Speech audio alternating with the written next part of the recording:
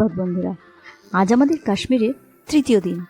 আজ আমরা এমন একটি জায়গায় যাব যেটা শ্রীনগরের খুব কাছেই, আর খুব অল্প খরচে যাওয়া যায়। আর বরফ, সে তো পাগল করার মতো। আমরা সেই জায়গাটিতে গিয়ে এত খুশি হয়েছিলাম যে মনে হচ্ছিল ওখানেই থেকে যাই, আর সোনমার্গ গুলমার্গ যাওয়ার দরকার নেই।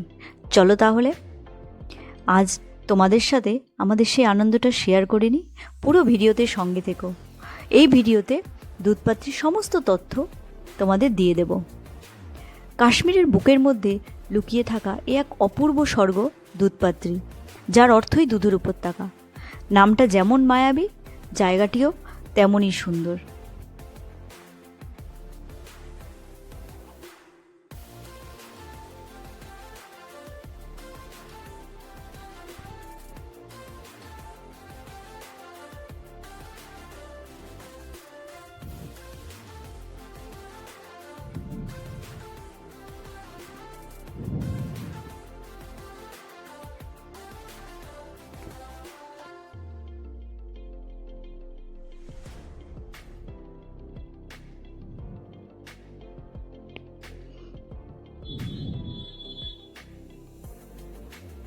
কি মনে হচ্ছে না যেন স্বপ্নের দেশে চলে এসেছি?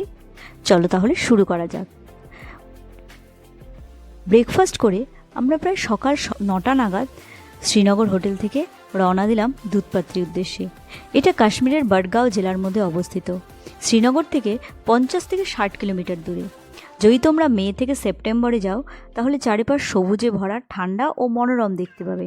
আর ডিসেম্বর থেকে মার্চে আসলে পুরো এলাকা বরফে ঢাকা থাকবে। স্নো লাভারদের জন্য এটাই বেস্ট টাইম। এখানে কোনো এন্ট্রি ফি নেই, শুধু কিছু জায়গায় পার্কিং ফি লাগতে পারে। হর্স রাইডিং, এটিভি, এগুলো গাইড নিলে এগুলো আলাদা খরচ। আমরা পনি বুক করেছিলাম, আর পনি বুক করার সময় একটু দামাদামি করতেই হবে, না হলে ঠকে যাবে। আমরা 3 জনের 3টে ঘোড়া বুক করেছিলাম, আলাদা করে কোনো গাইড নিইনি। আমাদের যে ঘোড়াওয়ালা ভাইটি ছিল সেই আমাদের খুব ভালো করে ঘুরিয়েছে, আর সে আমাদের ফটোশ্যুটও করে দিয়েছে। ফেরার পর আমরা ওকে কিছু টিপস দিয়েছি, ও তাতেই খুশি। আর তোমরা ঘোড়াওয়ালাকে ভালো করে বলে দেবে যে যতটা দূর নিয়ে যাওয়া যায় ওরা নিয়ে যাবে, কোনো অসুবিধা নেই। এটা দুধপাত্রী, বরফে ঢাকা এক নিঃশব্দ স্বপ্ন। রাতভর পড়া বরফে ঢেকে গেছে পুরো উপত্যকা, যেন প্রকৃতি নিজেই সাদা চাদর মুড়িয়ে ঘুমিয়ে আছে। আর এই যে নদীটি দেখতে পাচ্ছ, এই নদীটির নাম হচ্ছে শালিগঙ্গা।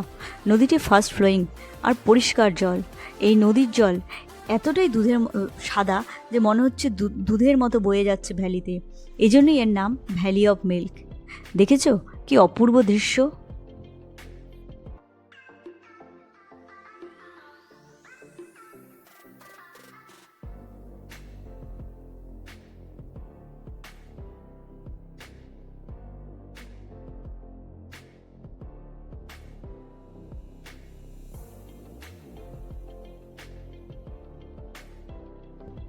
দুধপাত্রী কোনো জায়গা নয়, এটা একটা অনুভূতি। এখানে অনেক অ্যাক্টিভিটিও করা যায়, যেমন আমরা স্নো টিউবিং করেছিলাম। এছাড়া এই যে স্নোম্যান বানানো, আমার মেয়ে দেখো এই যে স্নোম্যান বানিয়েছে। এছাড়া আমরা অনেক অ্যাক্টিভিটি করেছি, যেমন স্নো টিউবিং, স্নো ফাইট, এগুলো।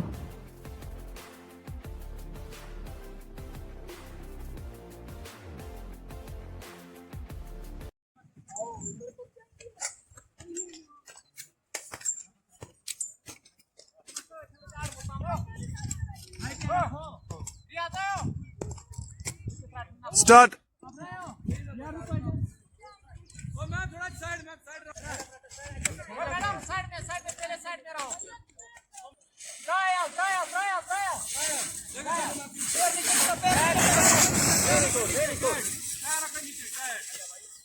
नाइस नाइस बढ़िया।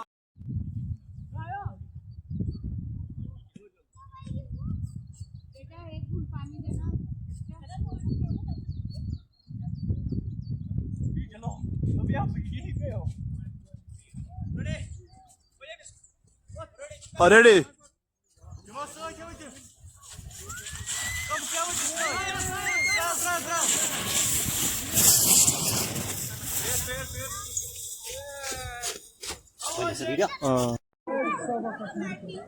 দাও ছিটাও ছিটাও বরফ ছিটাও।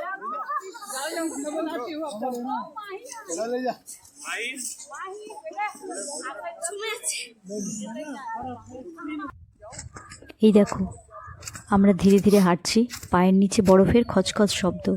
এই নীরবতার মাঝেও এক অদ্ভুত সুর। তোমরা দেখতেই পাচ্ছ চারপাশে কেউ নেই, একদম আনটাচ বরফ। এখানে কোনো শব্দ নেই, কোনো তাড়াহুড়ো নেই, শুধু আমরা আর এই অসীম সাদা শান্তি। শেষে বলবো, দুধপাত্রি হলো এমন এক জায়গা যেখানে শুধু ভ্রমণ না, প্রকৃতির মধ্যে হারিয়ে যাওয়া। আজ এ পর্যন্তই। ভালো লাগলে লাইক, শেয়ার, সাবস্ক্রাইব করতে ভুলো না। সবাই ভালো থেকো, সুস্থ থেকো। জয় হিন্দ।